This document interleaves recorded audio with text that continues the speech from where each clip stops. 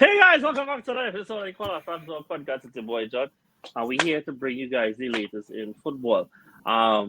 We are delayed so we could get everybody on.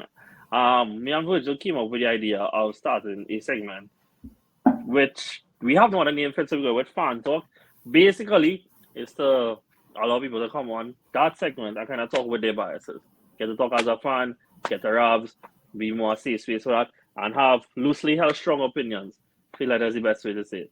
And so we started off with the corner flag derby, which is obviously the Arsenal versus City. And we are open that once you all like that we'll do it for other teams as well. And I would also invite like fans of other teams that we might not have representatives of to come on the show and banter one of us or something like that. You know? So the one I kind of have in mind coming up would be Liverpool versus Real in the Champions League. And we'll get to watch Shivs just throw all his medals in you and face, basically. And that's more or less how the episode will go. But you're all not here for that, you're all here for this. Although, go and check out that. So I have here with me Virgil. Virgil was good, my guy.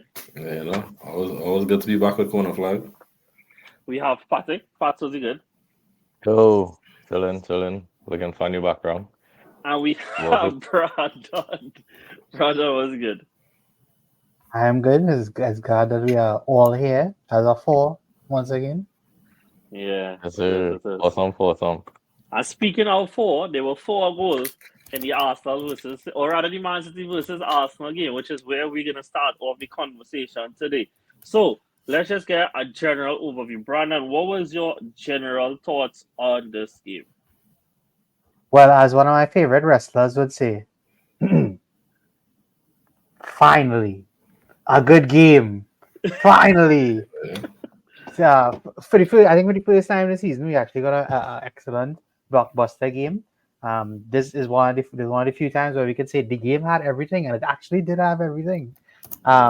You saw all these strengths of Arsenal that everybody has been worried about for them for this entire season. The defense continues to be the hallmark of the great team. Haaland finally got his goal against Arsenal after not being able to score in the last few games, and it was how do I say this nicely? The game became less about the game and more about everything else after about I can't remember what minutes it was, but all I don't know is that it was destroyed by the referee, if I'm being very honest. I mean, after that, it was like, I think that this is another time, and I feel like when we talk about the Brighton game, John, this is very similar because there were so many things we could have spoken about tactically that was going on in the game, and I thought that you all were winning the tactical battle up until, things changed. So, I mean, there isn't much tactically we could talk about, and there are many more things that we could talk about, but I mean, in the end, it was a great game, though. I mean, for the neutral, everybody who watched this game who wanted a exciting game finally between 2 big teams in the league, they definitely got that, and they saw, like I said, they saw everything possible that they could have seen. Yeah, totally agree. The only thing we didn't get was a penalty, which thankful we didn't because it was in Man City Stadium, so we know who would I get. Virgil, let me start with you now. As a fan, right? What did you think in our kind of unbiased way? Because we did the biased stuff and the fan talk. If you want to hear biased stuff, go listen to the fan talk. But yeah, Virgil, what was your thoughts going into the game, like about this game? Obviously, we are your title rivals. We're the ones trying to dethrone you all. And then with how the game transpired, what was your thoughts? Honestly, like the first main talking point was the absence of De Bruyne and Odegaard, but I felt like I was still confident with no De Bruyne in the team. But while the game progressed and then Rodri came off, that is when my confidence just went all the way down. But I being so honest, like I was like, okay, we catered for De Bruyne. We honestly did not cater for this one. But going into the game, I was very confident. The only thing that we mentioned before was when I saw walking the lineup.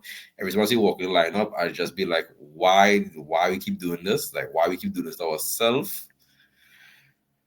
But I felt like, okay, early season, is not to put too much pressure behind this game. I'm not going to say this game is not saying this decide no title from early but a game that you want to win. You want to get that build that widen the gap between Arsenal and City.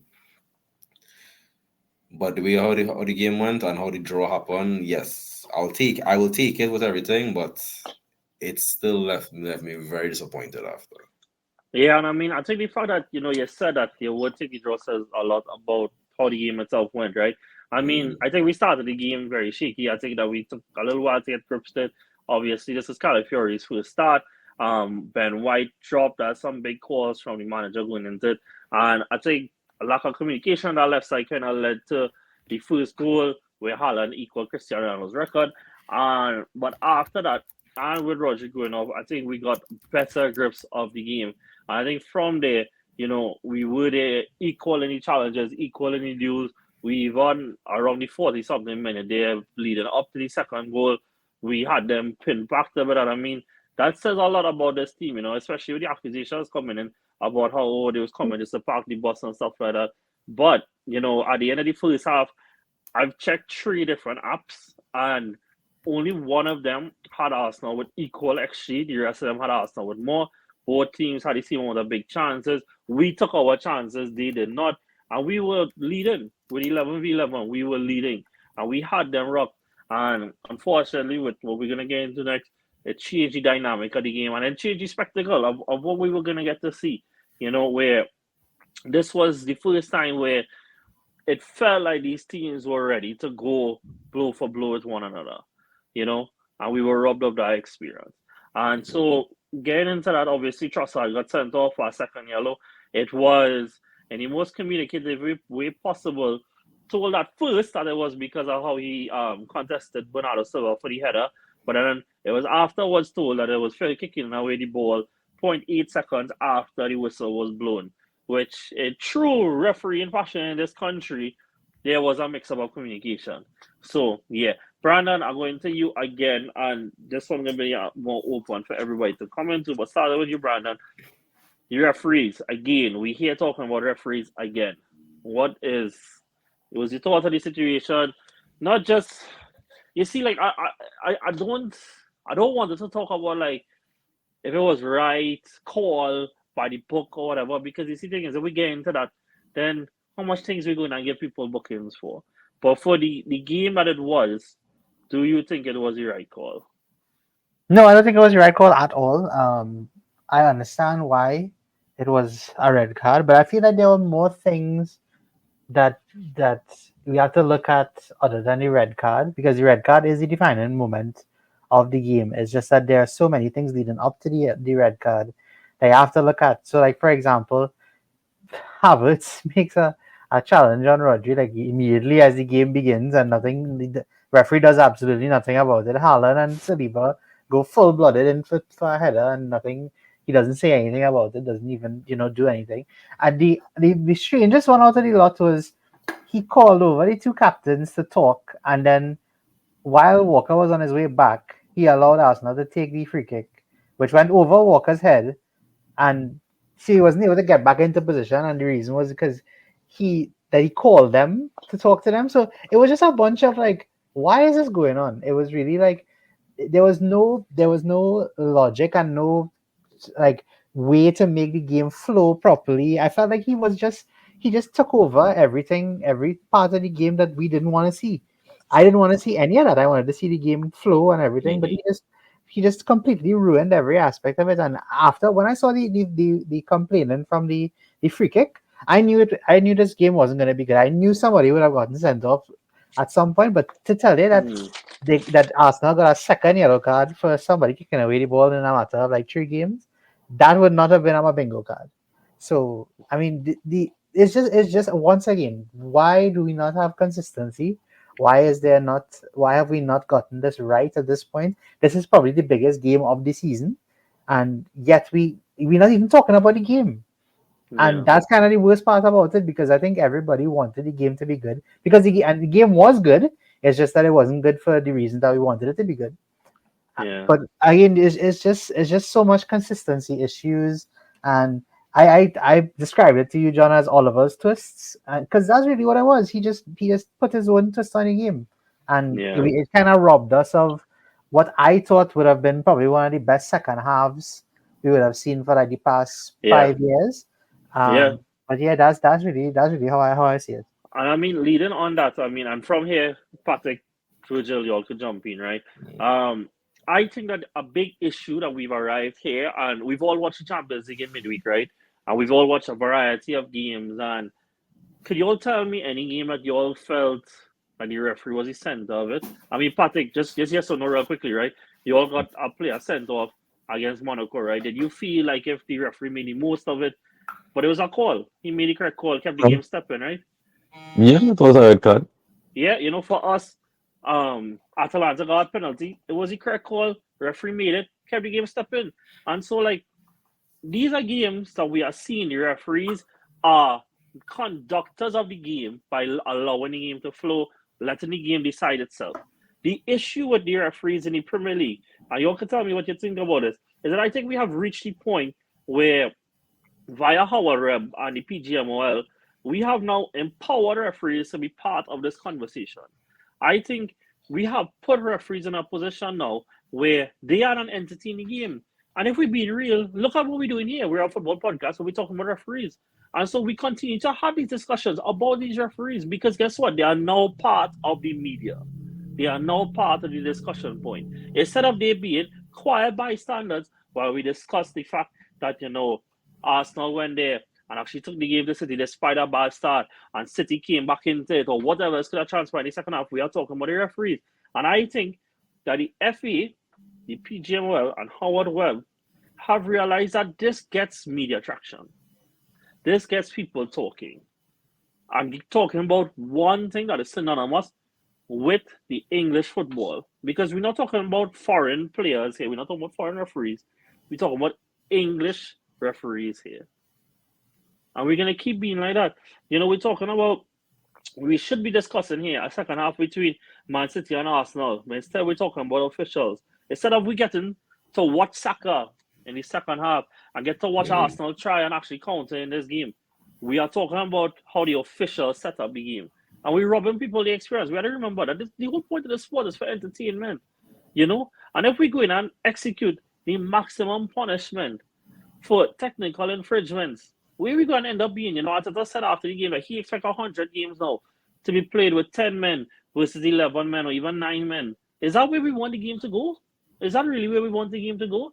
If this is something that, by the way, that none of us went into this season, and I respect all of your opinions, none of us went into this season asking, this is something they need to clamp down on going into this season. These little technical infringements. Nobody asked for it, but here they are. And my thing is, I think there are better ways if they want to do this.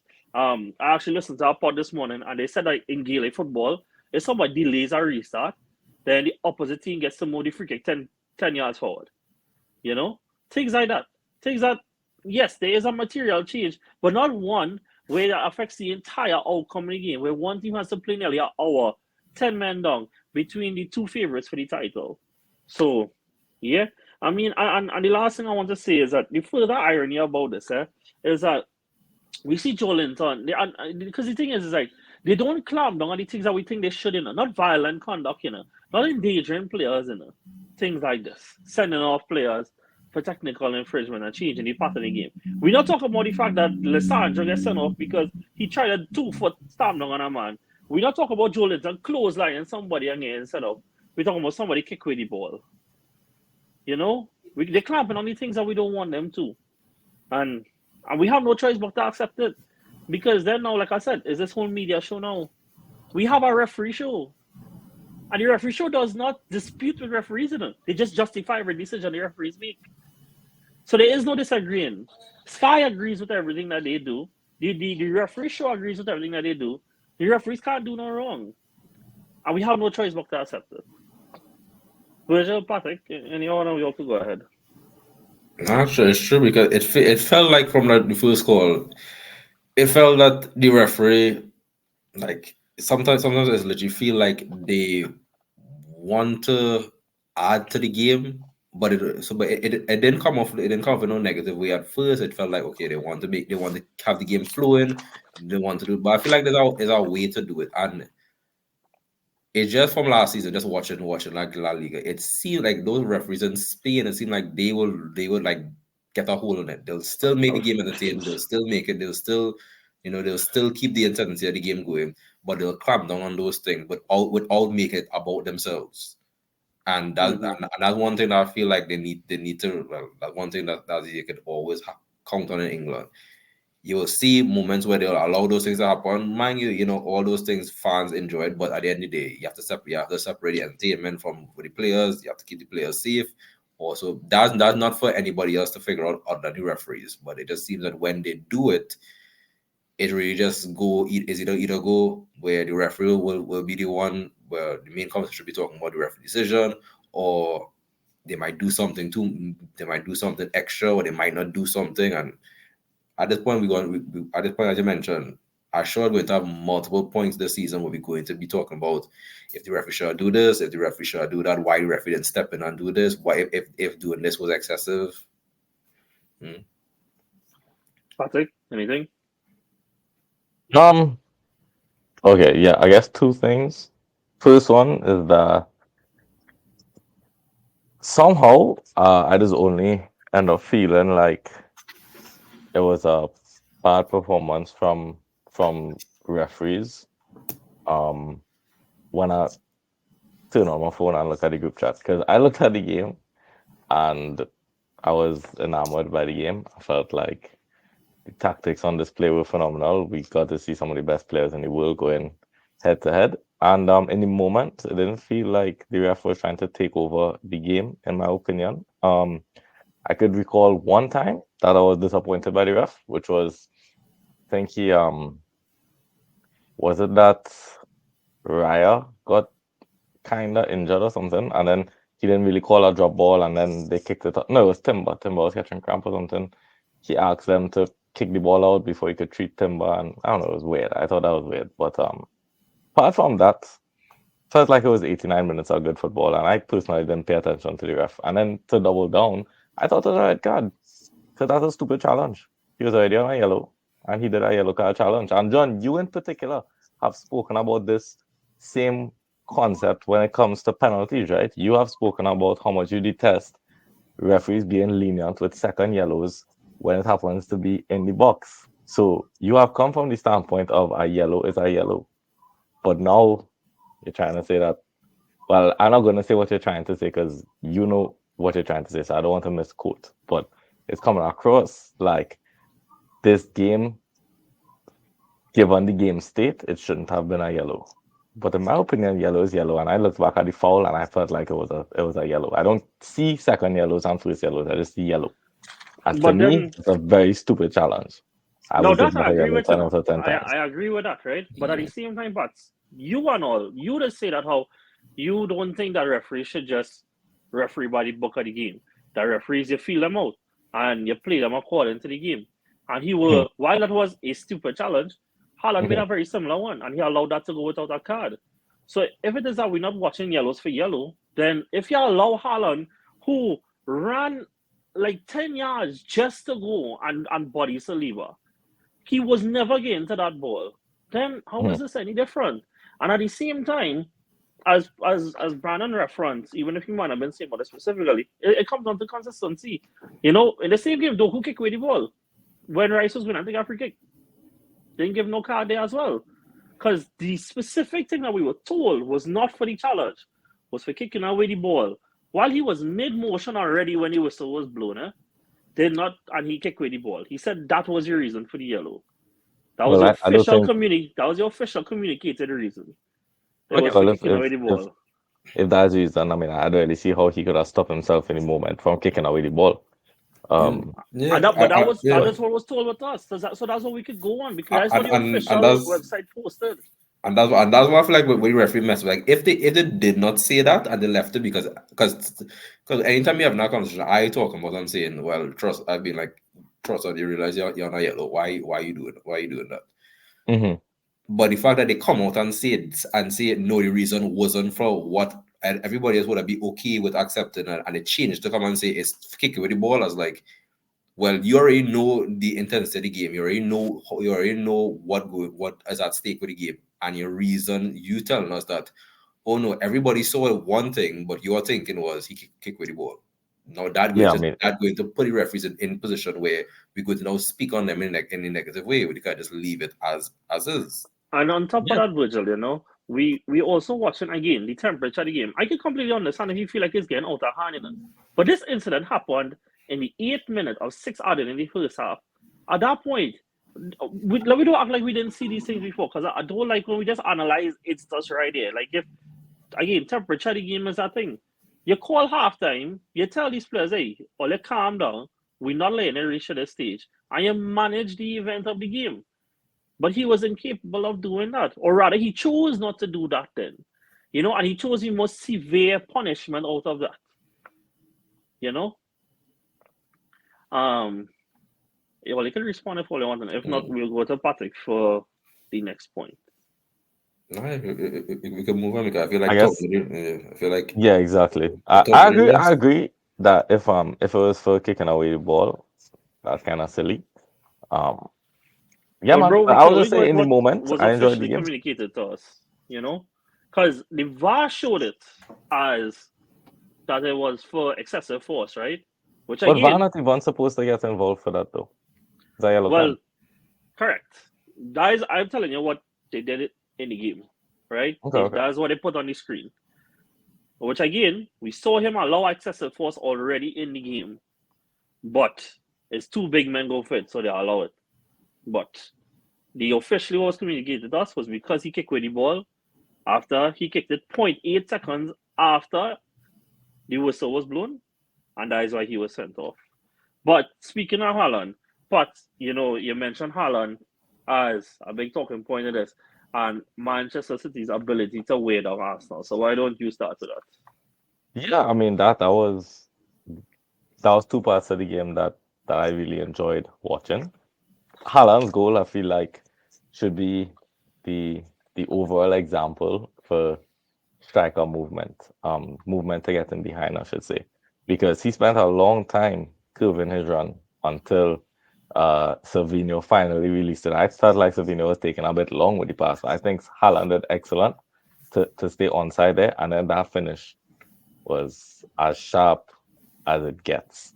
Mm-hmm. He's showing a variation now in his finishes that I think is making him very scary as an attacking player. Because previously, maybe like over the last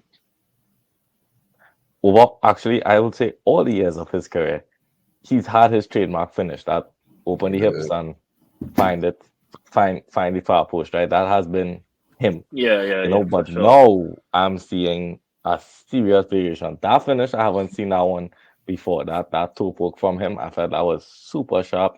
And that was a confident I've player doing that. It is. I've seen him chip the keeper. I think his last couple goals Or that came like from through volleys. balls. He's decided to Oh, chip yeah. the keeper, Yeah. instead of just killing it to the back of the net instead. And yeah, man, from the time I see strikers start to add variation to their finishes, they just go up another level for me. So yeah, but I feel like that whole 10-second sequence was just pure beauty from a footballing standpoint. I mean, Savinho sent Calafari to the shops as well, but I'll just leave that one Yeah. alone for now. But yeah, that whole sequence was just magical. I loved breaking down the sequence. I must have watched it about 100 times at this point. I loved every single detail of that sequence. And Haaland really stood out there. And then, bro, I genuinely believe that Arsenal has the best defense in the world right now. But I also think that City is the worst team to try and park the bus against because they will grind you down. That is their bread and butter because that's basically all they face. They play 38 games for the season. I firmly believe that 30 out of the 38 games is them attacking against our low block. And it has been so for the last maybe 7 years, maybe even more. And they've successfully done that. So I believe that was all Arsenal could have done. I don't see how after the red card, I don't know how Arteta could have done any better than he did. Um, But yeah, man, City is just not the ones to play with. Like they will just find a way to grind you down. It's so difficult. It's so difficult the way they find spaces where there's no space. That's all I'll say. And I think that they could have scored a couple times before they actually scored. If not for Raya being world class on the day. But yeah, man, I thoroughly enjoyed that second half. I thoroughly enjoyed watching that, even though it was attack versus defense and it might seem boring and whatever. It just felt like I had no idea who was going to win here. I don't know if the defense was going to win or the attack was going to win because both teams were like two heavyweights just going at it from my point of view, and from a tactical point of view as well. And I really loved the game. I loved the second half. Solid. Anything you want to add to that? No, not really. I mean, I don't. Like I say, I thought the game was very good. I didn't think. I still think the tactical battle went a little bit out of the window. There are a few things I know that we're not going to talk about because of the extenuating circumstances. But it still might need to be brought up. Harvard 0 passes in a 90-minute game with 113 minutes. I would just like to say that's factually correct. I literally watched a video with this man completing a pass. I don't know. One pass? No, the man spent 55 Kickoff, minutes playing as a They don't count DM, kickoff, dog. you know. No, Was it the kickoff? They don't count the kickoff these days. It was not kickoff. It was not. Wow. Well, I mean, good, John. I'm so glad that you found one pass in the entire 113 minutes to, Yeah, talk but I about. take away. Yeah, but that like Was it in the Tim dressing room? Hopper- No, Because they don't count the But- ones in the dressing room, eh? But as I was saying, right, so it even included Timber in that stuff, and it take away from the performance and when playing to help Arsenal get the result they did get in the end, which is No, but I think, but John, let me tell you, right? The reason I thought it was an important start to bring up is because I again, and I brought this up to you a few weeks ago. This is the cutting edge part of it, and for him to not have completed a pass, it screams to me that there was no intention of trying to hold up the ball at any point in time and move the team forward at any point in time, and that could be down to the game plan post the red card. But I still think at some point, boy, you have to grab the game by the scruff of the neck, no matter what. You have to at some point. I could give you countless examples of teams that have gone behind and have still managed to get results. Right? I mean, I know we you all did drew the get a game. result, though. I know you all drew the game. But let's be honest about it, right? Like everybody at one point or the other, they might actually hold on for this. And if you all did hold on for it, we'd be having a totally different discussion. And we would be talking more about how City were very lackluster in attack. And we could also, and the other thing to bring up is that they had 14 shots between Akanji, Ruben Diaz, and Kyle Walker at your goal. Why are 3 defensive players like that taking 13 shots? Well, like that's things that we're not talking about because of the red card as well. So they are both positive and negative. Next though is that I kind of think like the weird on Arsenal talk kind of disingenuous in the sense that like I mean City went into halftime, right, knowing that they were going to be a man, right? You give the best tactician in the world 15 minutes knowing he was going to be a man up, right? And what was the plan that they came out with? Was Akanji, Diaz, and Walker taking shots from outside. Okay, hold on. Wait. Is that regardless of what their plan was or not, whether they failed to execute the plan or that was the plan, they end up with 26 shots. 26 shots. The 27 one that scored was the only one that was over 0.1 XG. Besides that, they took 26 shots, all below that, by mostly non-threatening players. And the funny thing is that the goal scored after the added time that they had. And I mean, the game already had 7 added in a game where the ball literally stayed in play longer than any other Premier League game this season. So, but yet they find 7 added. And you find the 7 added. Fine. But my thing is that the reason that I believe that they were in the Arsenal talk is disingenuous. Is that at the end of the day, this is Manchester City we're talking about. This is not United. This is not Burnley or Luton or something like that, right? This is Manchester City we're talking about. With some of the best, if not the best players in the world. Obviously, if you put them against even the best defense, against 10 men for as long time as they needed to score a goal, then they would have. This is Man City we're talking about. And it still take a shot that deflect twice before it went in. You know? this is Man City we're talking about here. Obviously, you give them as long as they needed to get the goal, then yeah. Like I said, if it is that they had called this game at the other time, then we would not be talking about City being able to break down. And that is why I think it's disingenuous. Because then now, if the game went on even longer, as I just told Virgil, look at this game went 10 minutes more. Now these players couldn't make, we would have lose. Because if we just give them as much time as they I need don't to know just about that, score. no, bro. I really don't know about that, no. In what sense? I think City get real lucky, you know. I've been real honest with you, know. That no, but that is my I point. think they got really That lucky, you is know. my point. Is that I think like seeing that they wear us down. I think that's one that is real discrediting what Arsenal did. But two, I think that's over crediting what they did. You know, again, whether it was that they executed whatever plan that Pep came up with or not, that plan was what they did, what we saw, the only thing we could work with. It was not working.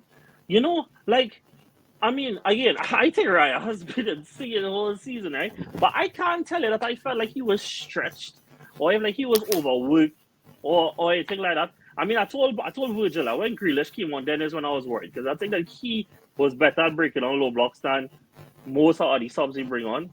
And so said it was his short corner and him beating men that led to it.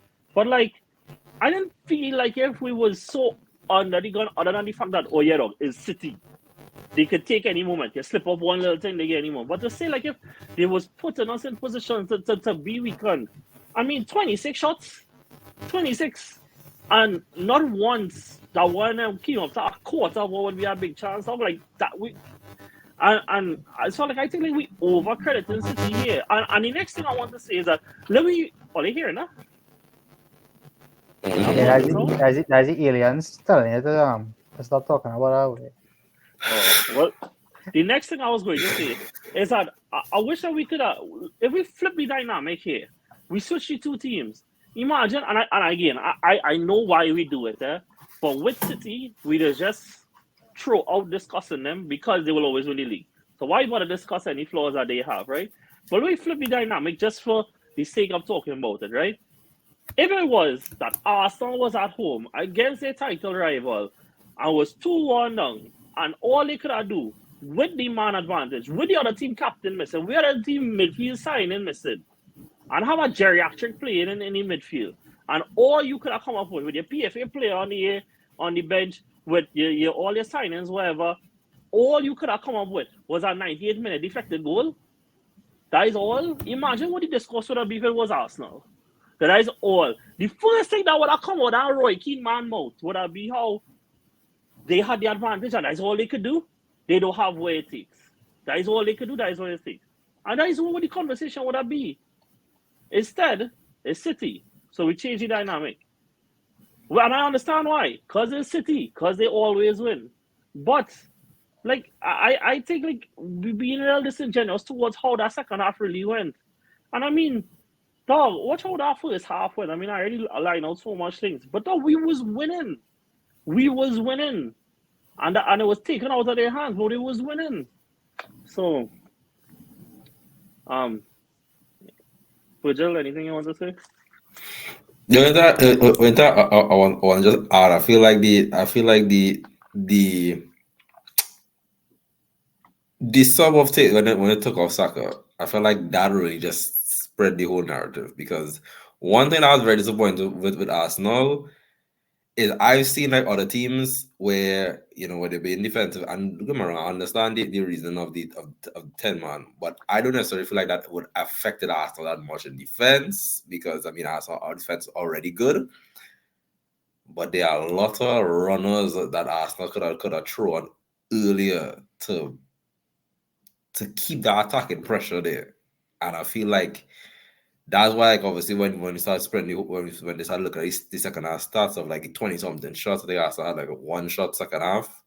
I felt like I feel like that said the wrong message, and whether that was that whether how the media is in England, that really going to be like the highlight. They're going to look at that and be like, well, Arsenal came up there, Arsenal just really was trying the best to just hold on or whatever, but That's one thing I have to say that was very disappointing to it after, because that's where my fear was coming from. I kept imagining, was like, give Arsenal with runners one chance, just give them that, just give them the space, because they already would have the space with just one ball in behind.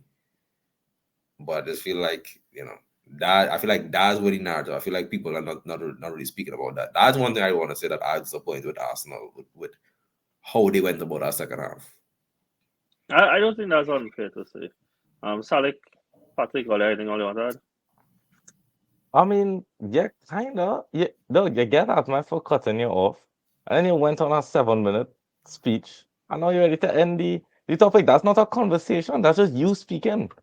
I just If that's asked if what you wanted to what add is, anything, though. I literally just asked if you wanted to add anything. yo, I don't know how 7 minutes of anyway, whatever. Um, to add to the topic in that case, what would you have done in Pep's shoes? Because if you're going to criticize his tactics, at least give some type of solution. How does he win the game if you're so disappointed at his decisions?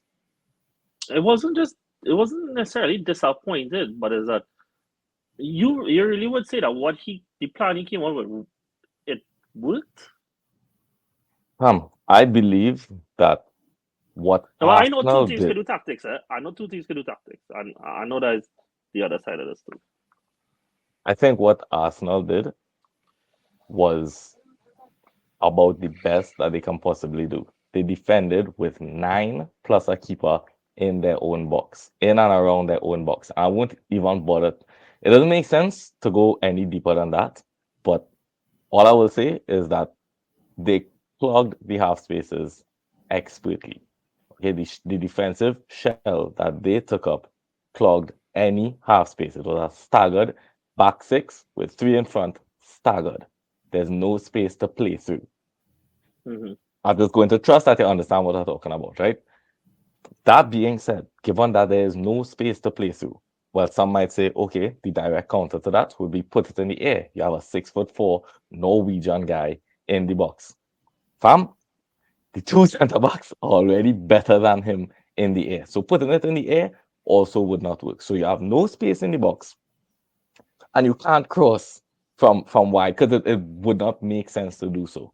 So that's obviously how you end up with the quote unquote centre backs taking how much of a shot, 100 shots. It's not because Pep said, you know what, Stones and Diaz, y'all men are going to win this game for me by taking shots. Just please go out there and shoot as much as you can, and that's how we're going to win the game. Obviously not. But look at where the shots even came from. It's not centre backs taking the shots on the halfway line. They literally in and around the box, and it's literally just ball striking at that point. Most of Walker's shots were on target. Raya made 9 saves, in the second half alone. Most of the shots were on target. I don't see what else he could have possibly do other than hoping for something jammy. And that's kind of what it does have to come down to when a team are experts at defending. So honestly, I don't know what. Like, I see the criticism, but I don't know what he could possibly do. Well, I don't my know what's the my answer either, you know. my criticism is not so much with Pepe Daniel. I think Hmm. the City players, they individually made a lot of poor decisions throughout the game. Like I think I understand what you're saying, and I agree with you that they were forced into the centre backs and Walker taking those shots. I think at some point as a team they should have recognized that and tried to move away from that, because that became that there were at least 15 minutes of that going on. And I think that was way too long for them to take to realize, hey, this is not what we should be doing. And on top of that, like, and another example I have of this is when Foden came on. I don't think Foden added anything to the game. Like, it's not that he is not tactically it was not a good change or anything. I think individually from a lot of the players, especially the attacking players, I don't think they were clicking at all. I don't think they were making good decisions at all. It was very pensive, I thought, and it took them a long time to figure out how to get at Arsenal up until the point until they scored. And I don't think it have anything to do with Pep. I think it's more about the individual players.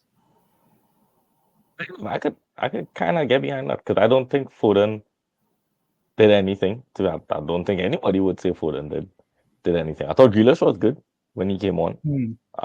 But he is the tight space boss, and maybe Kovacic Yeah. could have tried dribbling at them. a little bit more. Maybe they could Bro, it have had put so a much times penalty. in I don't Kovacic know, but was open on top of the box when he received the ball and he just didn't shoot. And I was like, but you had to try. You can't just trap on and keep passing, like you had to try at some point. You could only if you don't shoot, you're not gonna score. that's And true. that for me, that was the third thing was a lack of clinical decision making for City. That was what it was for me. I could honestly, I could get with that because I didn't really agree with the Pep thing, but I could see the players, some of them not taking initiative on the day. I could see that, but hey, the funny thing is, John, all of this was to credit Arsenal. Like I wasn't even trying to bash them. I was literally trying to big them up. I think they did a good job. So And I don't know. dog, and I didn't mean to come across that as I didn't agree with like that. Today was a day of them displaying them being experts in breaking down a low block.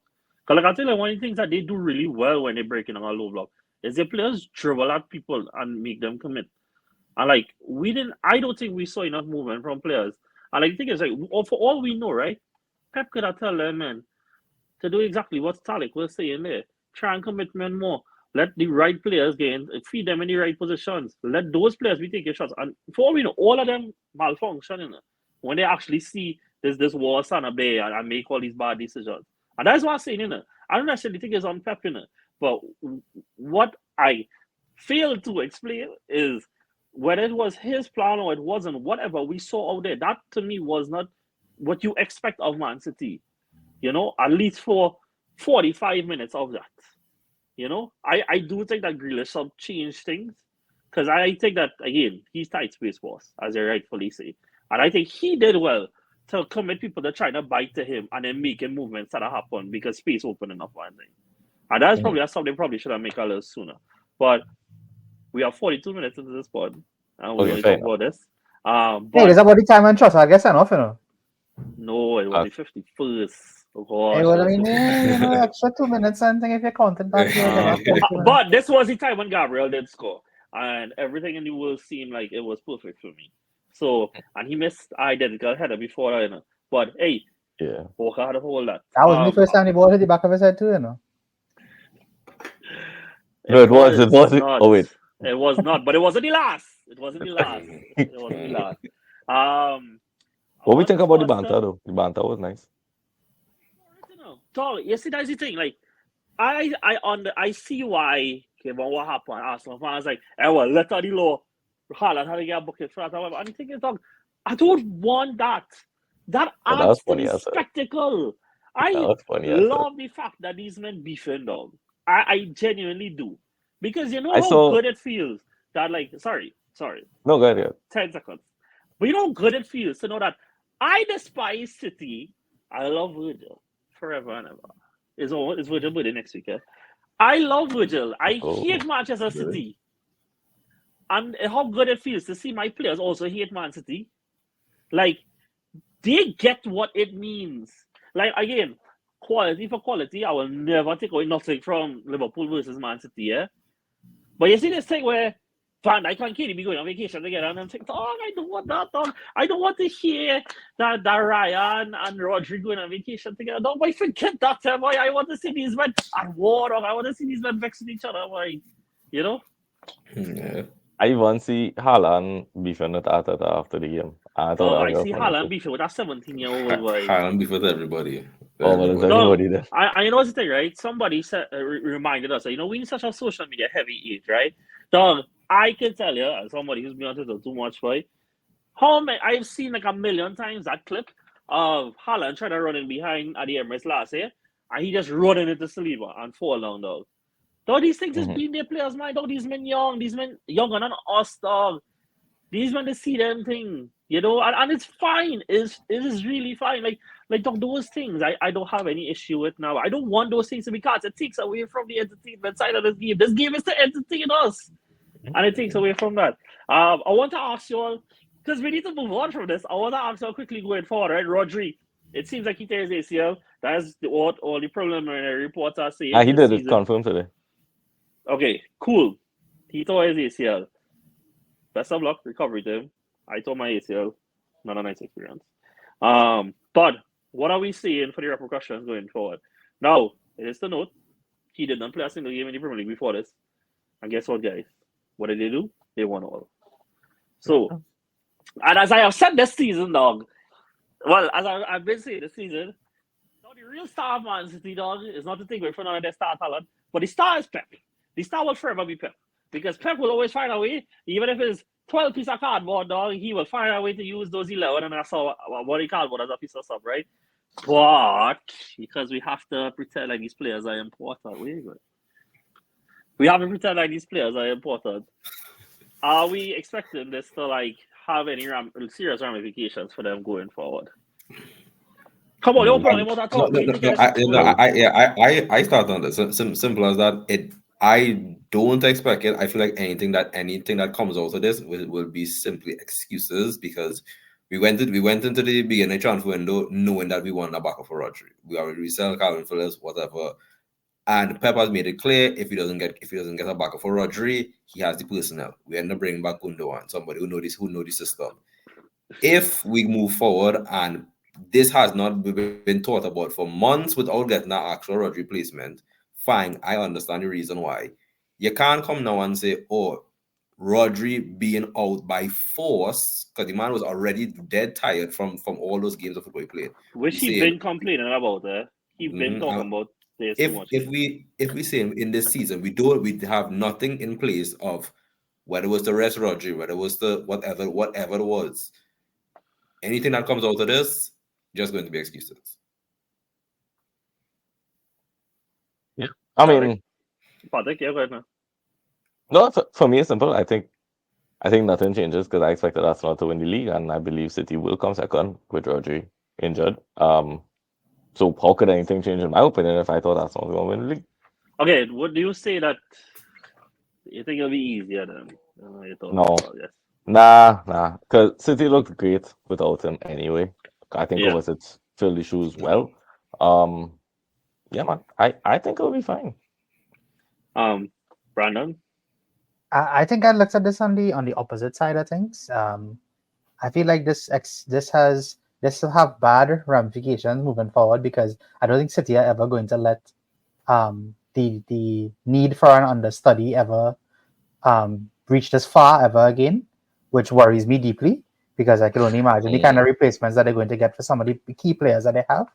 And the other thing I want to say, I hope people will take this the wrong way, because I'm not saying this out of hate or anything, but I think this is very positive for the best player in the world conversation, because I feel like we've all been exposed to the Rodri propaganda.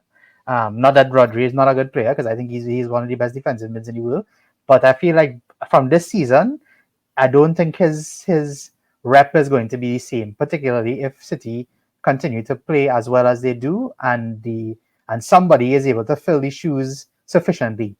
So I think moving forward, that's a conversation that we have to prepare ourselves for. Yeah, true. My thoughts on it is that I always go through this thing where again Pep does replace everybody, and so my thought is nothing changes, and it's still City, and it's still going to be them. But after yesterday, and just switching to Arsenal a little bit, I do feel a lot more encouraged going forward.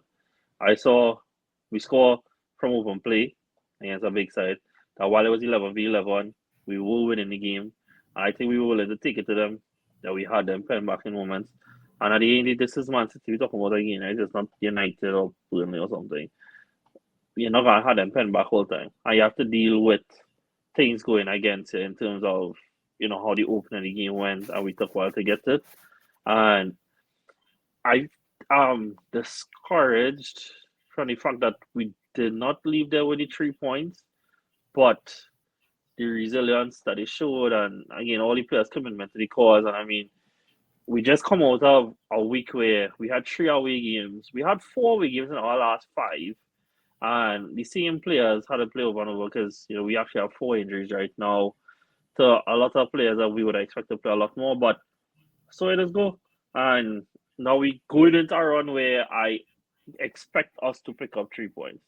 And, you're looking at the first 3 Premier League away games we had this season. It's Villa away, Spurs away, and City away. And we come up with 7 points from that.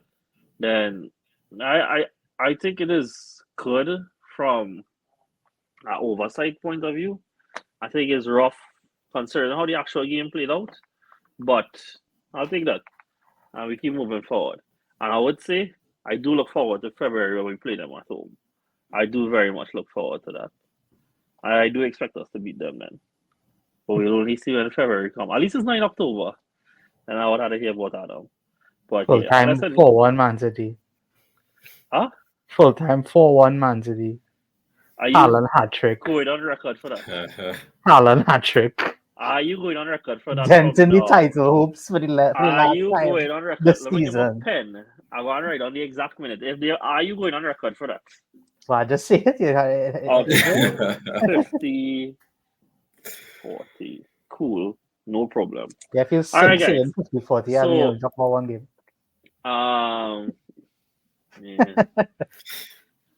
Honestly, fellas, I don't think we're going to put the way you see it. I think, but I do think is that the Sylvester not talk about some of the other games in the Premier League.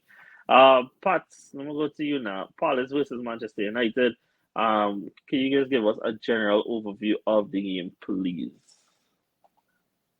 Well, Oh, they want to cut the Potter. Well, we talk about the big one, but we can still get into the other ones because the other ones not really much Okay, to let me really get it. have to get into. It had no goals in that United game, and that had plenty to talk about. That's what you did. It was is that quick hit to do. Hey, I could concrete. Yeah, I mean, look, this might be some of the best I've seen United look for the season. Unfortunately, they didn't score. season, I I think think- this is the best performance. A real long boy. Yeah, they have a lot of positives to take out of the game for sure. They just had to work on that finishing side, and maybe when Hoyland comes back, that helps. I don't know. I kind of like Zirkzee though. To be fair, I like how players integrate around him. But Yeah, man, maybe.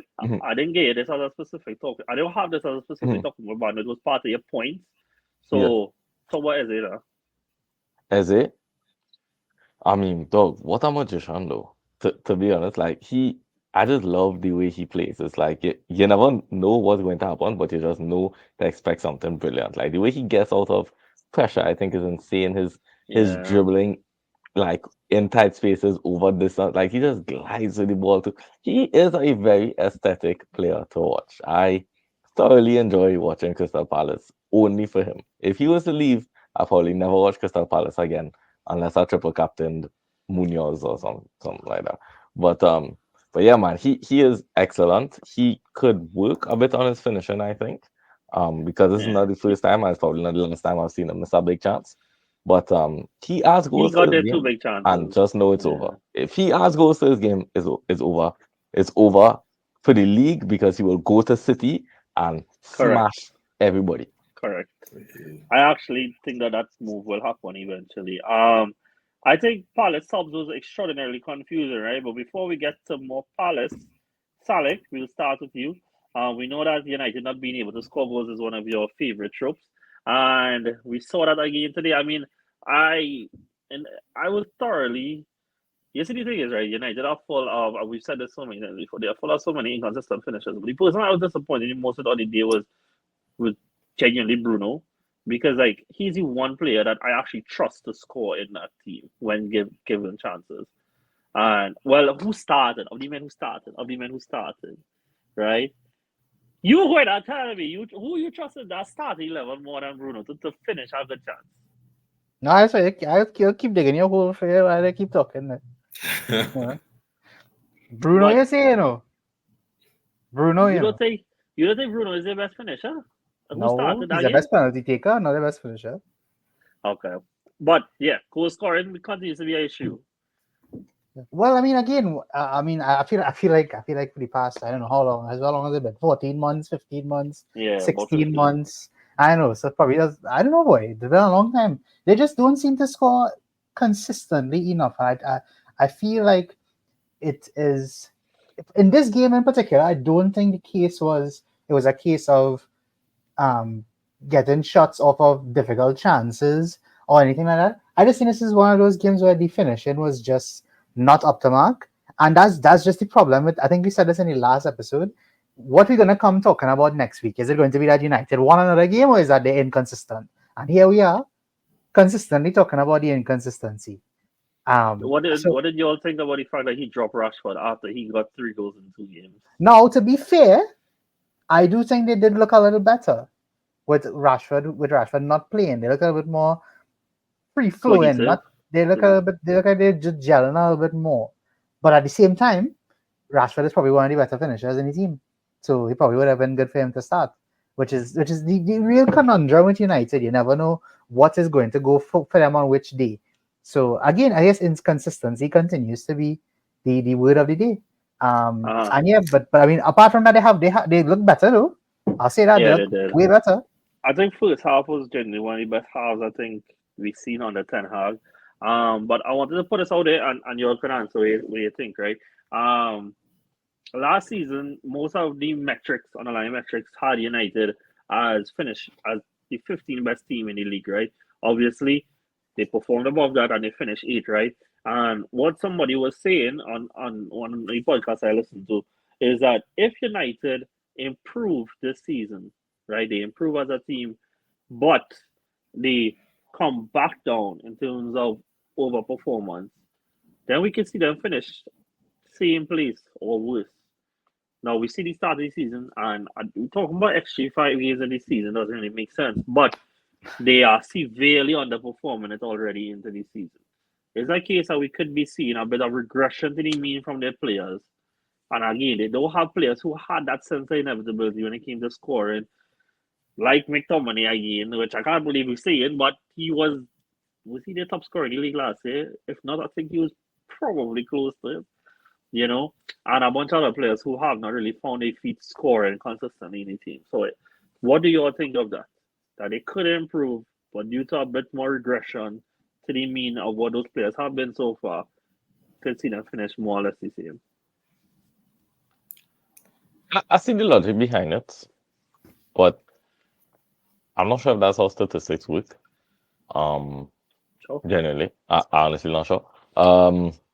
I think at the end of the day, if they can play higher quality football and create high quality chances, they will win more games, and that's about it. I honestly feel like it's that simple for United. Just finally play something that looks good for more than 3 games in a row, and let's see what happens. Good Joe, anything?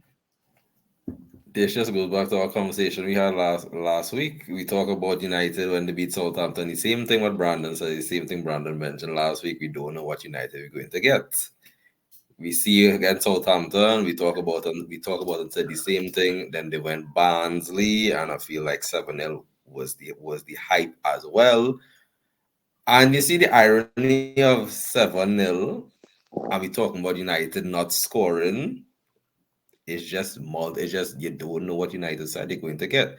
But when we see these things, they'll be like, oh, you want to nitpick at United and find it. You could see it. You could literally see it. When they have moments where they're relying on Bruno being the main man to score, and then they have this, then it's just crazy. But one thing I'd make mention is, maybe when Hoyland is there and Hoyland back and whatever, they might find that scoring form. But once this man on my screen just do that celebration, I tell you, once that celebration happen, look out for your Nothing next good to game. follow it. Look out, yeah, you must look out for your next game. It was expected.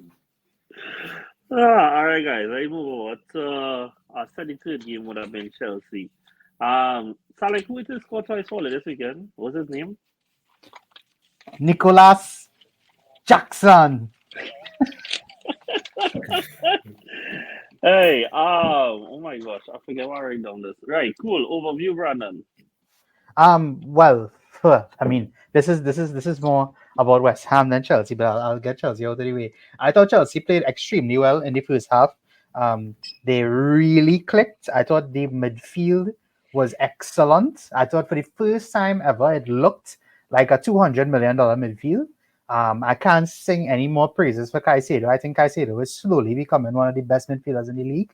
I think people are not taking Again. heed of how good he really has become under Chelsea. I think a bit of last season, people were kind of going on the bad rep that he created early on.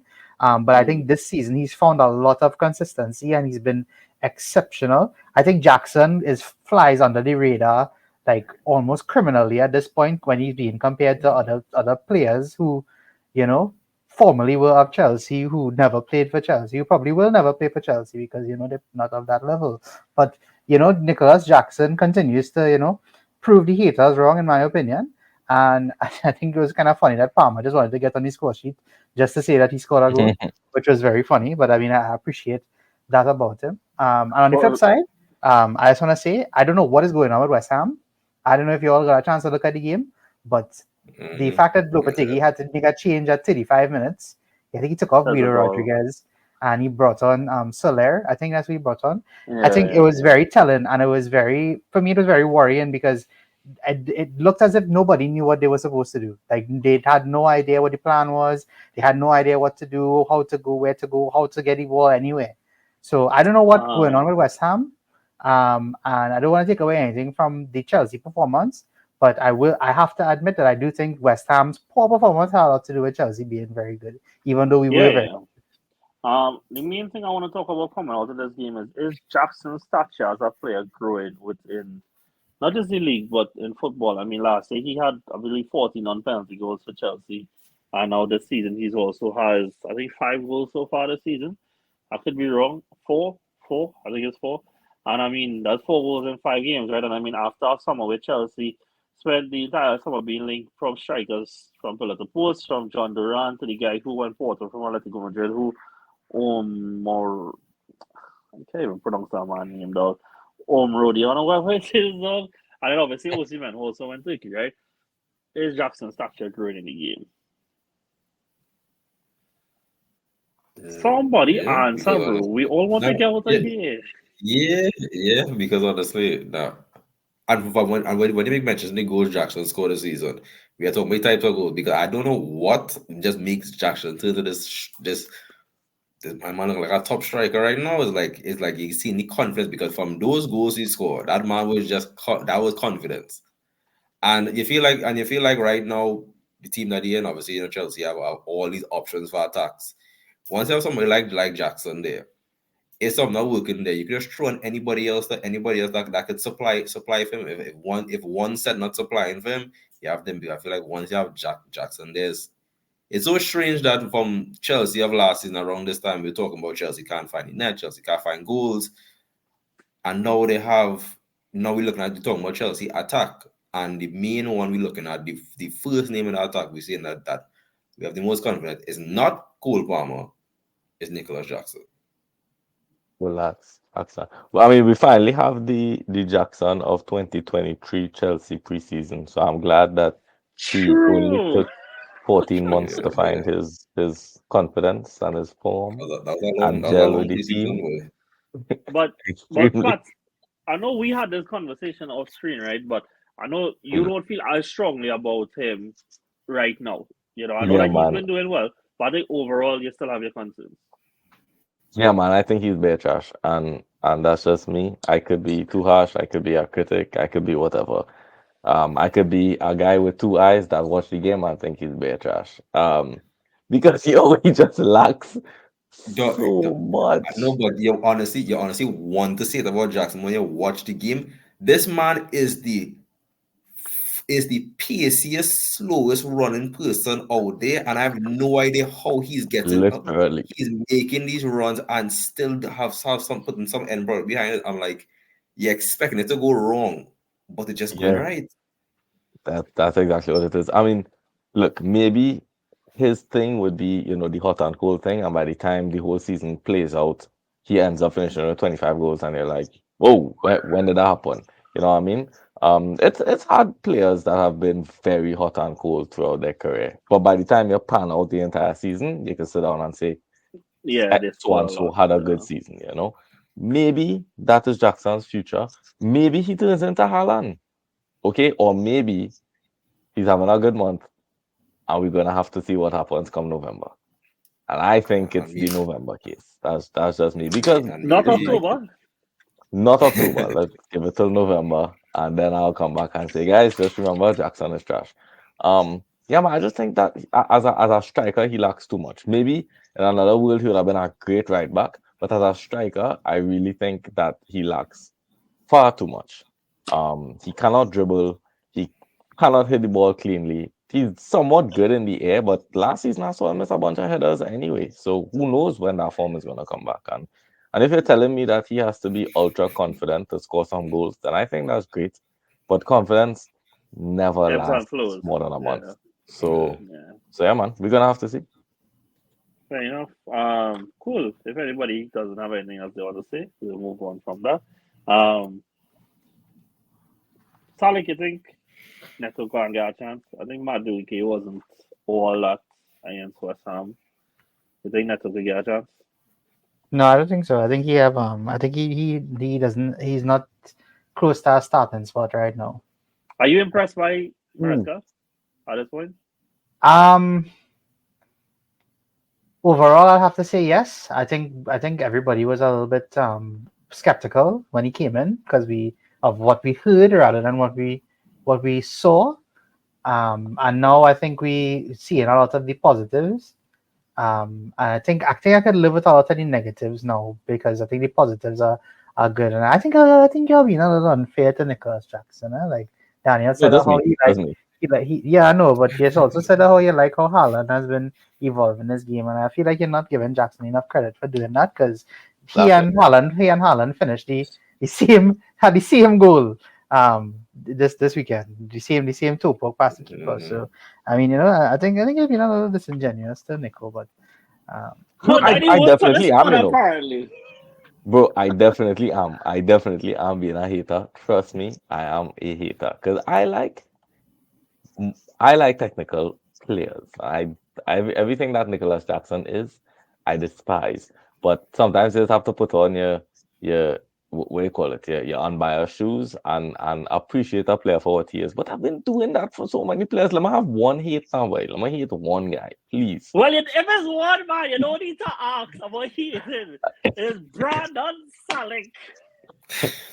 I do have a question for Brandon though, as a Chelsea fan, and I don't watch Chelsea. I don't watch all of their games. Future for Nkunku, any speculation on that?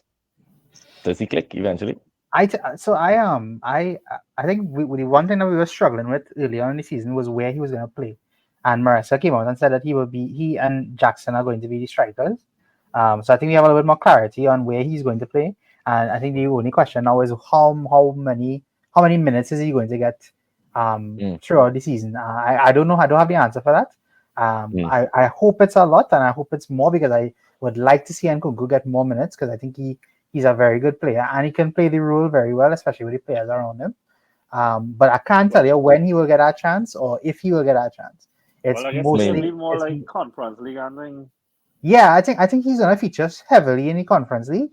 I do, Yeah. the other thing about Maresca is Maresca seems to be very rigid about his policy on who he's playing in which competition. So I Mm, can't say you'll see a lot of Nkunku in the Premier League unless somebody You is really injured saw. or unless like he scored like 4 hat-tricks in 4 conference league games or something.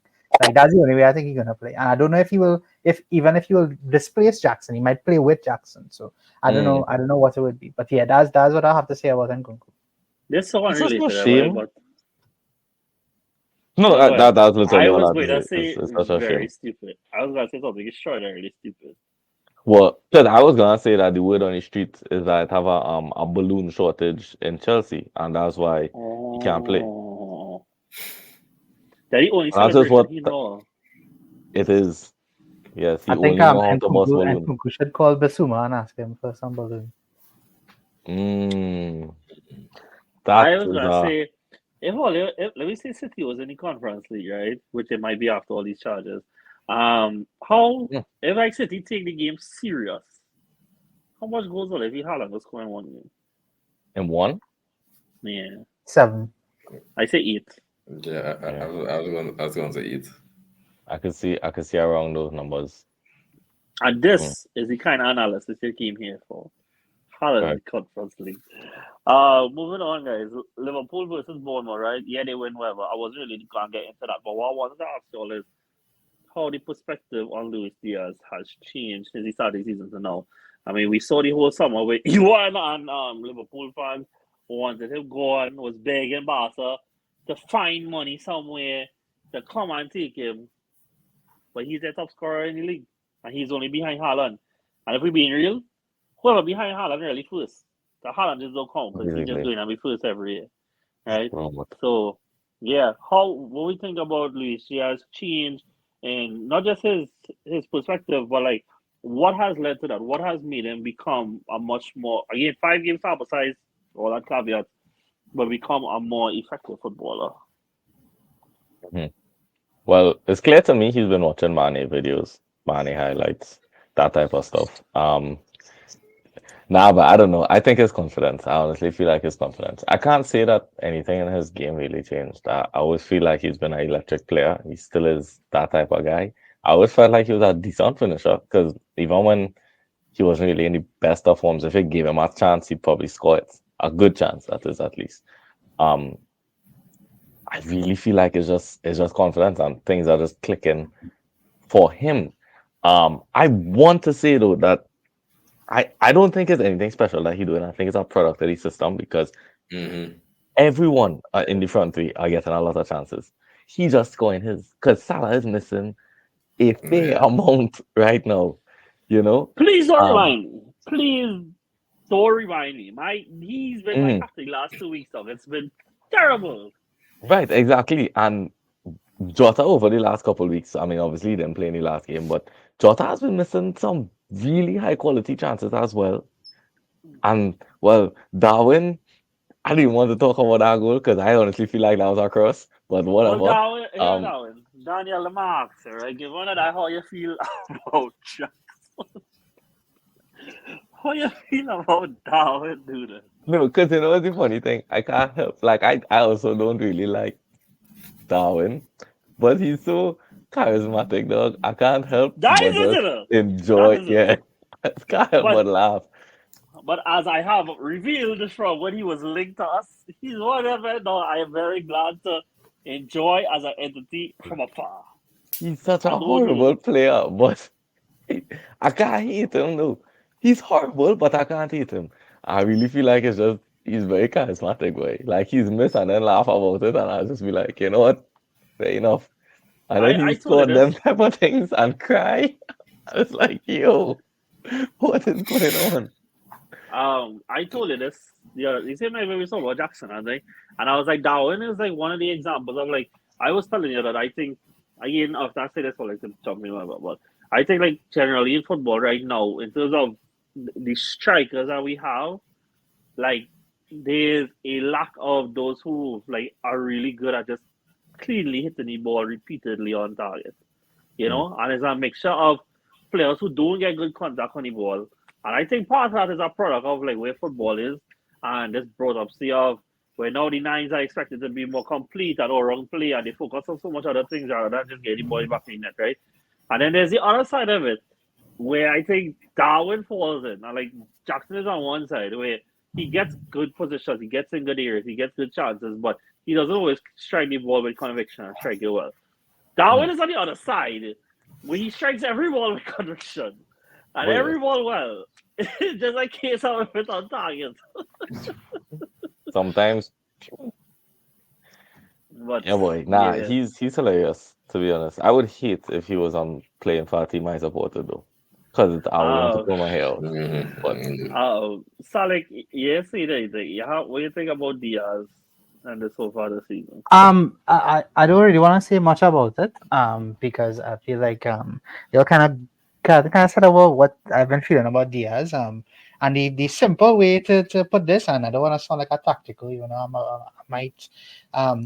I feel like where Diaz is receiving the ball is more centrally as compared to last season, where he was. I feel like he was receiving the ball closer to the touchline, and I feel like that has helped him a lot. And I feel Slot has figured out how to get the best out of him in those positions.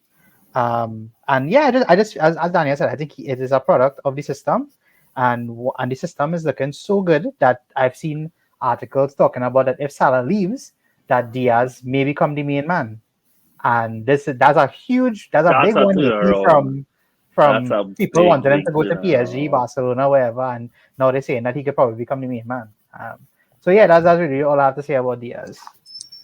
All right, cool. Some quick hits from within the league alone now. Wait, nothing about how Bournemouth lost again, wait. I didn't say that. I didn't say They that. have no way to put him. Actually, to be fair, they did have the ball in the back of the net. It just was not allowed. First one, we have somebody who set a record this weekend, guys. John Duran became the first player to score in 4 consecutive substitute appearances. And in all his fantastic goals, bro. Like, he needs to, like... It's crazy. So therefore, the question I need to ask you all, is this a question of it is not broke, don't fix it, or does Watkins need to play next to John Duran going forward? Good question to ask, because you are essentially saying because you basically asking if Emery should rip up his system and redesign it so that these two strikers can play with each other. And that is all I want. Based on current form, it might have something there, you know. Like it might be worth trying. But I don't know, boy. I don't know. I think early in season 2. It's early in season 2. Mm-hmm. All I will say though is that Duran is really good. Sorry, go ahead. No, I'm in the camp of he's doing well as a substitute. Keep bringing him on as a substitute. That's my thing. Because I mean, there's no he clearly comes on and knows how to score goals in the context of the game. Yeah. Like I mean, the long shot is the perfect example. So for me, it unless Watkins is not fit, I don't think Duran needs to start. You think he'll be content with that whole season? Bro, if he continues to score off the bench, I don't think he's gonna have any problems about it, you know, because we've seen countless times where players who go from coming on as a sub and doing well to starting and not doing well. And I'm pretty sure John Duran, if he could score 10 plus goals off the bench, he's taking that, you know. But to be fair, if he scores 10 plus goals off the bench, surely they don't get to keep him next season. I mean, he was already quoted by I think like everybody. 4 different teams. You know, Chelsea was one, West Ham. 40 minutes seems like a bargain at this point, yes? No, 40 minutes sound crazy at this point in time, you know. Imagine he don't score for the rest of the season, though. Okay. Virgil, you have anything or? For what you said that my response to that your question was going to be similar. So I'll be like, once the player don't get upset by it, I feel like keep the tactic as is, because you know when you see Duran warming up, any team see him warming up, problems. You have to protect your goal difference, you know, because that man going to just carry you, going to just increase that, going to just decrease your goal difference because he just coming on. It's just one thing. Once that game is wrapped up, don't give him the ball, and at the time he will score a screamer. I swear I had 2 more ones, you know. Oh, I do have 2. Oh well, though the goal that got disallowed in the Champions League. Oh, what a finish, bro! I don't know if you all saw that. What a finish, bro! That's not necessary, though. Like, dog, he is too good. He is too good. All right, guys, come 2 more things, right? And then, all right, depending on how fast we do this, I'll call this on both Champions League. Arsenal B-side 1-3-1 this weekend. When Reece Nelson and Emil Smith scoring, and Alex Iwobi get that. Full He-Man Road. Yes. As they 1-3-1, and they have had a really strong start this season. I think actually the most surprising thing to me is that like Adama Traore is actually being precise with his actions. Like, dog, and you know the funny thing? He do them with Jimenez. They are running back exactly. That whole season, yeah, exactly. They are running back that whole season. But Fulham bright start this season, right? And I think it's credit to them for doing that. But guys, I know that they won 2-3 out of the first 4 games, right? But I think we could all say, when the Southampton game aside, because red card and whatever, Newcastle they didn't start the season well. Nice. I am fully aware of the points that are on the board. But performance-wise, and I mean, they're going against City this weekend, right? Performance-wise, it just has not been up to par. And so far, it felt like they have been riding their luck a little bit. I mean, I know that they beat Spurs, but like, the Spurs should have scored like 3 goals that game. and they end up with one. You know, and even last week against Wolves, I think they riding luck a little bit. So, what are we saying about Newcastle? Could this improve? Is this a factor of less senior players really starting because obviously like Trippier got phased out and stuff like that? So, what are we thinking? Go ahead. Why are you putting up your hand? Go ahead. No, I just recreated, my favorite meme. This SpongeBob fella just waving by the window. Yeah. No. So I was thinking about this, boy, and I don't know if you all would agree with me, but this is what I think it is.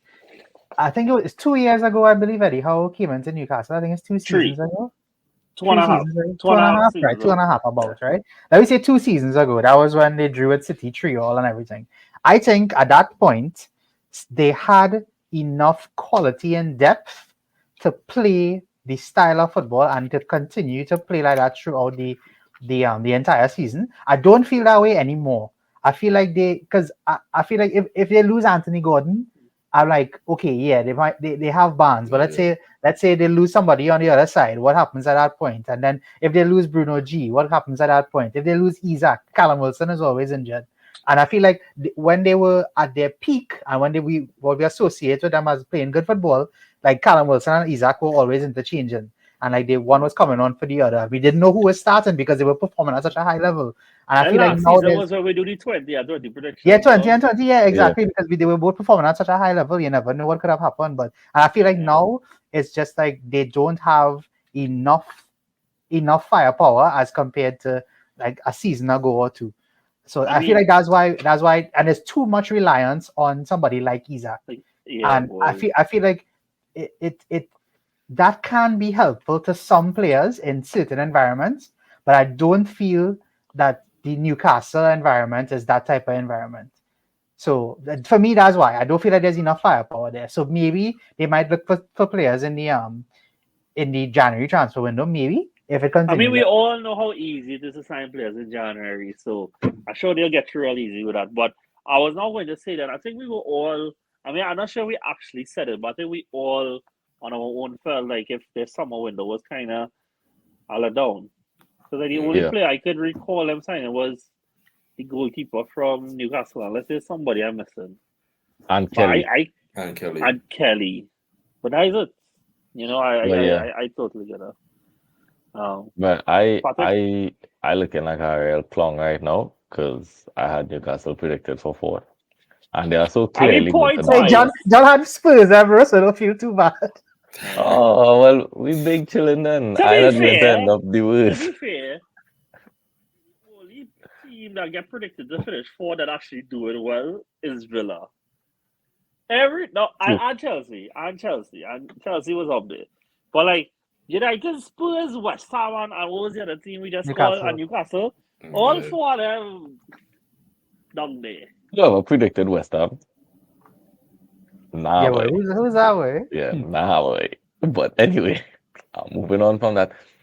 Now, you know what this though? I think Newcastle. It's as simple as what you were saying, John, and you as well, Brandon. I think you all said two really good things. To go on, John thing. They need to enter the transfer market. Like they once again need to enter the transfer market. They need to acquire more players because their style of high octane football does breed injuries. And then once one of them midfielders drop off, it's like, Willock, can you fill in? Murphy, can you fill in? We know you're not really a midfielder, but you can play well long staff. Go and find long staff.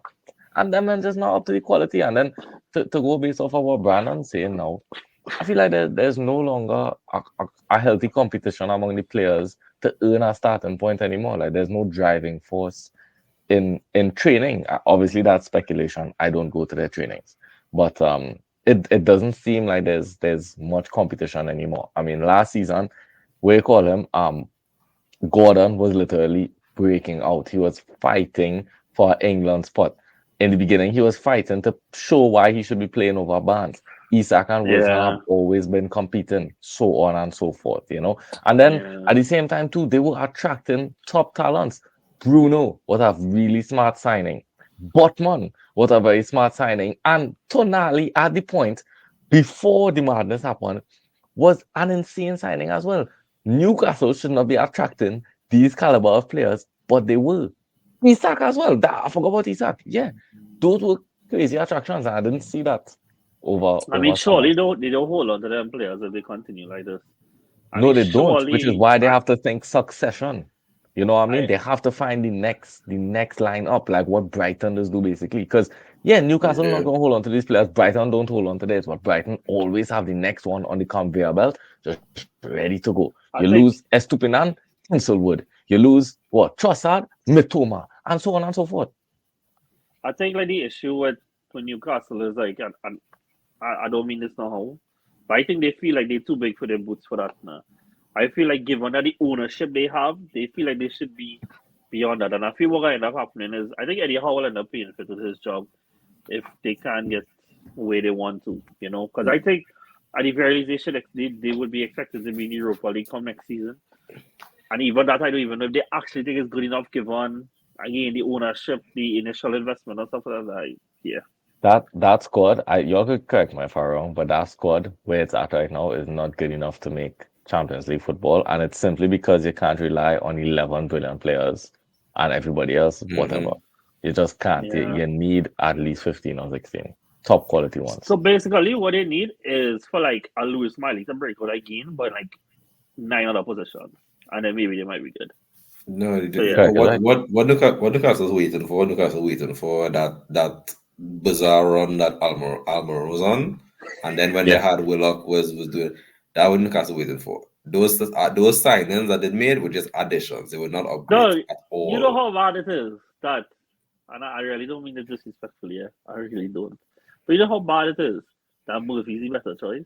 Though I'm not. I'll let you know about to say the fact that if we still here, Newcastle, imagine Newcastle side went through Champions League, went to all these places, This is and what they I still saying, dog. relying on Murphy. Jacob On Murphy. Murphy. John, you remember I told you this 2 years ago, eh?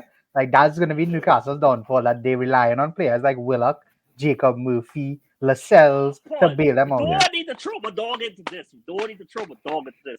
Bro, Everybody Eddie, else how is do you even throw fired your up. dog into the game? Don't worry about it. Correct. So as far as I'm concerned, he's not. Hey, but like, don't there's certain signings that feel like it made sense, and I don't know if it's like FFP or what it is now, but like dog, why they didn't sign Wembo? Like, imagine if it was Barnes, Isak, Wembo, dog. Well, and not just because Wembo started season strong, but I think he's been very underrated, like for his last season because how Bro, they Tony could has have been. signed Eze. Or They Eze, could have taken yeah. They could have And they signed haven't released Chiesa, us by the too. way. Well, everybody got sign keys, so we know this. But like, there's so much things, and I have to believe it has something to do with the PSR stuff and the financial stuff. But if that is the case, like, so you willing, I hear him out, right? You willing to suffer through a season rather than sell somebody you didn't want to sell. When it was Bruno, it was Isak, whoever. But you get 100 million for either one of them. They give you this big windfall, and you can use that to invest into like 3-4 players. The player which is maybe 2 points and two decent sized players. But at least that way your squad a lot more hefty. And just like how Isak, well, I believe this because I had doubts over Isak on the league, right? But Isak went up a level when he came in the league. You find some players and through scouting and whatever else, you hope they go up a level too. And at least they get back into Europe that way. So yeah. All right, one more thing. Only Steve McCarry hold the ball outside the box. Bro, could you, dog? Hold on. I'm so glad you bring that up because I wanted to ask all of this. I didn't know that the rules changed, bro. I didn't know that we could dribble the Walk ball off out of with the it. box. I didn't know you could play, handball and thing. I didn't know the gloves and thing. If you're wearing gloves, that means you can touch the ball anywhere on the pitch. Like, I'm what saying he really might going just want on? to take it up and carry it to the goal. What really going on? Like, seriously, what really going on? Hey, Hey, John, before you continue, I just want to say, big up Salaki score. us. Big up us for criticizing the three players that performed well for Spurs last week: Madison, Solanke, and Brennan Johnson, And Brennan Johnson, and they all score. and they all scored. So And they yeah, all score. thanks, Were the thanks for catalyst. listening. Thanks for listening for us, Thanks for guys. listening. Thanks. Oh yes. Okay, cool. Last thing, and literally all I have like less than 30 seconds to answer. 30, 45 seconds. How y'all felt about it was 1 week ago, and how did y'all feel about the new format in the Champions League? Well, it's hard to tell because it started the same way a normal Champions League would start. Yeah. I don't think we will feel the I felt gravity good. of. I don't think we'll feel the gravity of the new format until like later on. you know, because before, Yeah. like, you would go into the final a few days and knowing no matter, like, you get this result, you'll be fine. But, like, now, because of, like, goal difference and it's a league table and whatever, like, you don't know Mhm. what a team in a whole other group or, like, three other teams and three other Exactly. different lineups, what could cause But it. But I like that you don't have to play the same team twice anymore me because too. I find the Me too. second phase of Champions League could I get dead sometimes. I wasn't trying Yeah. to see the same game again. You know what I mean? Yeah. Um, but I think it's going to be exciting coming down to like the last maybe two legs. Or Yeah. sorry, two rounds. I think it will get pretty exciting. And then the knockout might be nice too. Like the knockout for the Yeah, now the final first 16 or knockout and whatever then it the is. second Yeah. knockout. Yeah. Yeah, I Um, think that could be exciting. Something that is extremely confusing to me, and Brandon, you might be well placed to tell me this. I don't understand how the Europa and the Conference League working in that some playing this week, but not all playing this week, and some play last week, but not all playing, and I'm so confused. Is it because it just is less teams, so they spread out the games more? Because you all have a 16 pathway, whereas the UCL teams has an 18 pathway. Yeah, something like that. And I think it's just like, because back in the day, I believe the Europa used to start a week after the Champions League. I believe that's how it used to be. Right. So I feel like they're just staggering it to Okay. make sure. Because Fair enough. remember the other thing is I remember there are a lot of bigger teams in the lower conferences now. So they Correct. have more Yes. games to play. So I think they're trying to stagger it to get all the games in. I think that's really what we do. Hey, can I just say that it's probably the best thing in the world that the Champions League has moved to a league format, which means that Harry Kane can score 100 goals and do absolutely Hey! nothing in the knockout stage. So Facts. I am very Ready. excited to see that. I'm 9-2, ready. boy. Oh, 9-2. I wanted to Also, share a all the sentiment with start you. the season real good too. Bro, yes. Olise Dog. looking so good. He has, I think, it's already 5 goals or 2 assists or something. It's like, I was like, what the hell? Player of You the month know? incoming. Yeah, All the FIFA definitely. boys, get ready. Is that what you Look, wanted to say?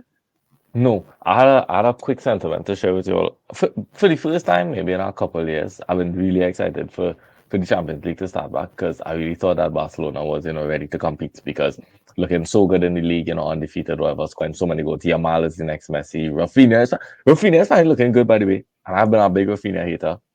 So for Watch me to his say he's looking good, face! he's probably looking Watch great. his Um, face! I'm on my Mount Rushmore, bro. He is on the yeah, Mount what? Rushmore. He next to Paqueta, sure. The man next to Richarlison on that Mount Rushmore. Nigga say Portuguese hit Brazilian. But that makes Mhm. sense because he look like Gabriel Ida. So you know what? Don't think he's really just Brazilian. Wait, wait. But yeah, Anyway, Yeah, go ahead. I just support Argentina, by the way. So anyway, vamos. yeah.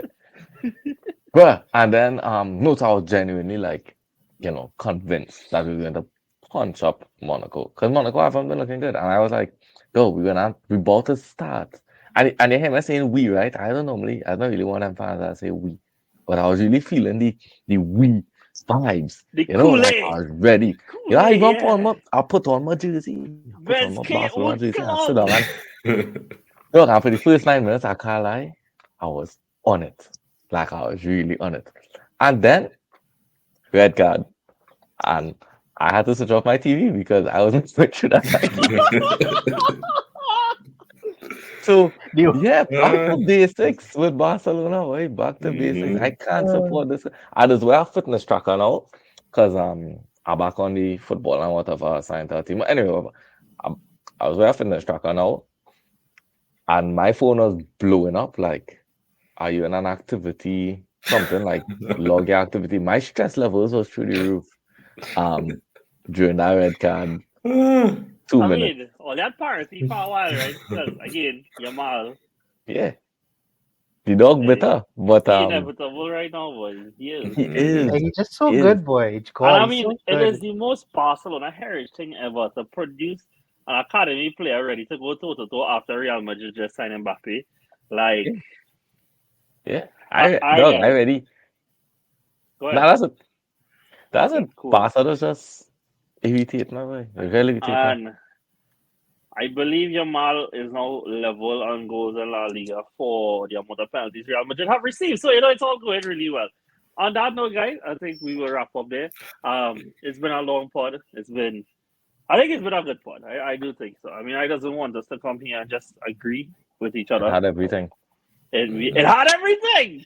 And we did it without Michael Oliver. Imagine I feel you had to name this pod a lot of added time. I feel that we have Oh, a- yes. Yeah. I like that I'll one. write that down to make sure I'm there. 90 plus 8, if you want. No, because that's 90 bad plus memory late. for this word. Actually, okay, that one not bad. I want 90 you to plus say late. this. That's exactly what it Okay. is. Thank you guys for coming out. I know it's late, but thank you guys for your commitment to this pod. I really appreciate you all. We wouldn't be here without it. I mean, I didn't mention this before, but we had an endorser here corner flag. That is insane. You know, just the other day I was showing my girlfriend where me and Virgil start this in the apartment by Aaron in his kitchen, and you know we here and we continue to grow, and we thank you guys so much for that. Nobody gone here to this part, so I could say this here. I will not be responding to Adam for at least 2 months until he finds some shame, and yeah, we can leave it at that. Catch you guys next time. See you soon. Take it easy. Later.